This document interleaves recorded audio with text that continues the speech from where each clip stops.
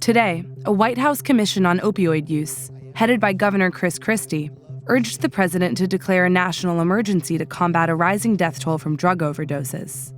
A toll that commissioners said was, quote, equal to September 11th every 3 weeks. Across the country, cities and towns are figuring out new ways to confront the epidemic. Those on the front lines in Buffalo, New York, are trying to solve the problem in the courtroom, where about 80 opioid users facing drug charges are enrolled in a treatment program that can have some of them facing a judge every day. Buffalo Police Department. These vacants, a lot of these users like to come here, they crash, they shoot up. Place to put their empties. Whoever was here, they're gonna come back. These days, Buffalo officers Charlie Miller and Andrew Whiteford spend a lot more time searching abandoned buildings for drugs and overdose victims. When we first got on, we had one overdose call. That was in 2012. And it was a young girl that had swallowed some pills. That was the only overdose that we saw.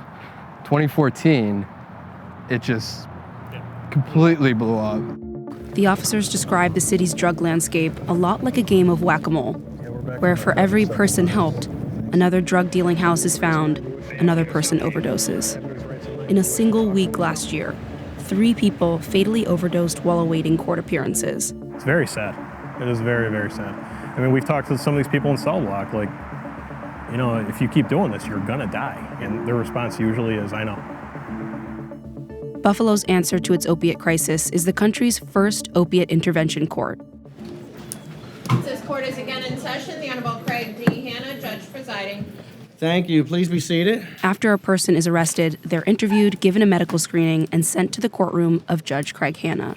All right, we're going to start our opiate court calendar at this time. Jessica Skylar, CR 22-year-old Jessica Skylar has had multiple drug arrests and is one of the court's first participants. How are you? I'm good. Everything's going well, they said, and you're coming up to your 30 days, they said. But here, there's no mention of crimes committed. I'm glad you said And Hanna acts more as a life coach than a judge. Find someone you feel comfortable with and always have a discussion about it, because you don't want to keep it bottled in. Hanna meets with dozens of people daily. The fact that you're here and you know we're going to talk to you is going to help you grow from the experience. Right. Yeah. And like last week, I think it kept me motivated to stay clean. Unlike standard drug courts, participants are put into treatment within days of their arrest. They get their charges put on hold for at least 30 days. And when they complete the program, they get a certificate. Congratulations. Why don't we give them a round of applause? You have successfully completed our intervention program, and I would like to give you this certificate of appreciation. Keep up the good work. Okay? They'll still face charges, but the charges may be reduced or even dropped. A lot of addicts, they've burned all their bridges, so they don't have their family anymore pulling for them. They don't have their girlfriend or their boyfriend. Now we're that constant contact with them, showing that there's actually someone that loves and cares for them and wants them to do well, because that's half of the battle. What made your light bulb go off? You know, what brought you to your personal philosophy on the balance between treatment and incarceration? Well, it's easy for me. I'm in recovery. So my drug of choice years ago was marijuana, and sometimes we used to put cocaine in it. And when I tell some of our participants that I'm an addict, they look at me like I'm crazy. I was like, the only difference between me and you is that I've been clean for 20 years, but the addiction is still there. How successful do you feel you've been? But our goal is keeping our participants alive. So we have a 100% success rate right now. No deaths. No deaths. Our goal is to make sure they're here the next day, tomorrow, next week, next year. We want to make sure that they change their life and get the help that they need. For Jessica Skylar, help came in the form of court-mandated rehab and nightly curfew calls with court staff. Hi, Megan. It's Jessica. She says she never would have sought treatment on her own. Good. How are you tonight? I remember, waking up in the morning and being literally, my thought process was, the only way I'm going to get clean is if I go to jail. Because I just know myself. So you were almost hoping that you'd get arrested? I mean, nobody really hopes to get arrested, but, I just knew that, nothing was ever going to change unless I did get arrested, so. Jessica started using heroin at 17. She thinks more than 40 of her friends have died because of the drug, and it's cost her custody of her daughter. I used to shoot up in front of my daughter and take her on drug deals with me. And at this point, we were both living here in my grandparents' house. And, you know, I disappeared for a couple weeks and I just came back one day and they were just like, oh, your daughter doesn't live here anymore. I was like, what the fuck do you mean? You know, like, what? Like, I just came home one day and she, like, just wasn't here anymore. Like, all of my guilt and shame are, like, from, like, sorry.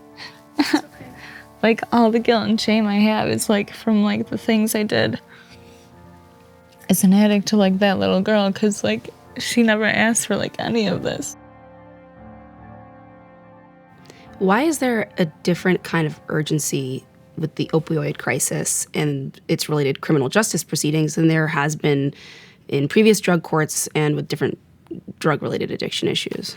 I think we learned a lot from the 70s and 80s when they just locked everyone up instead of trying to get them to treatment. Because if you lock people up, they still have the drug problem when they get out. The Opiate Court is funded in part by a Department of Justice grant, approved during the Obama administration. But the program launched under President Trump, who campaigned on old-fashioned law and order, and whose attorney general has profoundly conservative views on drug treatment. We need to say, as Nancy Reagan said, just say no. Don't do it. You know you have colleagues who think that what you're doing is crazy. Mm-hmm. Do you worry then that it might mean that the model that you've started isn't able to spread elsewhere? People don't look for alternatives to incarceration until it hits home. And this is something that's hitting a wide section of society. The success of Hannah's court will be judged by how its graduates do. Since I met her, Jessica Skylar has completed the Opiate Court program and will face her criminal drug charges in early August. There is the drug world and then there's the real world. And I don't know, sometimes it gets to me because I'm like so good at like living in the drug world, then I don't know how to live in the real world. Are you confident you'll be able to keep up? Somebody told me once, like, never say that you got this. Because as soon as you think you got this, that's the exact moment that you don't got this, you know? So, like, am I confident? I think so. I hope so.